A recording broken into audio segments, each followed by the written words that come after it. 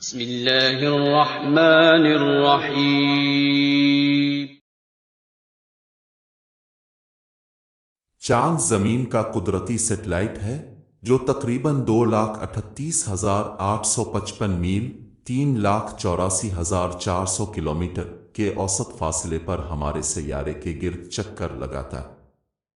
یہ نظام شمسی کا 5واں سب سے بڑا چاند ہے اور زمین کے حجم کا تقریباً 1/4 ہے۔ چاند کی کشش سطح کا زمین پر نمایاں اثر پڑتا ہے، وقت کو متاثر کرتا ہے اور ہمارے سیارے کے محوری جھکاؤ کو مستحکم کرتا ہے۔ چاند کی سطح مختلف خصوصیات سے متصف ہے، بشمول گڑھے، پہاڑ، وادیاں اور ماریا بڑے، تاریک، چپٹے علاقے جو قدیم آتش فشاں سرگرمی سے تشکیل پاتے ہیں۔ اس کے کافی ماحول کی کمی کا مطلب یہ ہے کہ اس کی سطح خلا کے سخت ماحول کے سامنے ہے، بشمول کشیدگرہ اور شمسی تابکاری کے اثرات۔ چاند کے 2 قطب ہیں، زمین کی طرح ایک قطب شمالی اور ایک قطب جنوبی۔ قمری جنوبی قطب کئی وجوہات کی بنا پر سائنسی تحقیق کے لیے بہت دلچسپی کا علاقہ بن گیا ہے۔ ایک مستقل طور پر سایہ دار علاقے، قمری جنوبی قطب میں ایسے علاقے ہوتے ہیں جو مستقل سایہ میں رہتے ہیں اور سورج کی روشنی ان علاقوں تک کبھی نہیں پہنچتی۔ اس کا مطلب ہے کہ ان خطوں میں درجہ حرارت انتہائی سرد ہے، ممکنہ طور پر 400 ڈگری فارنہائٹ 240 ڈگری سیلسیس تک گر رہا ہے۔ یہ خیال کیا جاتا ہے کہ ان میں سے کچھ سایہ دار علاقوں میں پانی کی برف ہو سکتی ہے جو اربوں سالوں سے محفوظ ہے۔ برف کامیٹری اثرات شمسی ہوا سے پیدا ہو سکتی ہے اور یہ مستقبل میں چاند کی تلاش کے لیے اہم وسائل فراہم کرنے کی صلاحیت رکھتی ہے۔ 2 آبی وسائل۔ مستقبل میں انسانی خلائی تحقیق کے لیے پانی ایک اہم وسیلہ ہے۔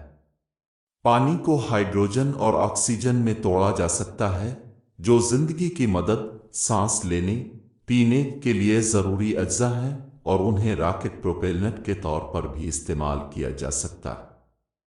اگر قطب قمری میں واقعی پانی کے برف کے ذخائر موجود ہیں تو یہ مستقبل کی قمری کالونیوں اور گہرے خلائی مشنوں کے لیے ایک قیمتی وسیلہ کے طور پر کام کر سکتا ہے۔ 3 سائنسی ریسرچ۔ چاند کے قطب جنوبی کا مطالعہ چاند کی ارضیاتی اور ارتقائی تاریخ کے بارے میں بصیرت فراہم کر سکتا ہے۔ چاند کی سطح مختلف عملوں سے گزری ہے جیسے اثرات، آتش فشاں سرگرمی اور خلائی موسم۔ قطب جنوبی کی منفرد ارضیاتی خصوصیات کا تجزیہ کر کے سائنسدان چاند کے ماضی اور اس کی شکل دینے والے وسیع تر عمل کے بارے میں مزید جان سکتے ہیں۔ 4 خلائی رصدگاہ۔ قمری جنوبی قطب کا سرد اور مستحکم ماحول بھی اسے فلکیاتی رصدگاہوں کے لیے ایک مثالی مقام بنا سکتا ہے۔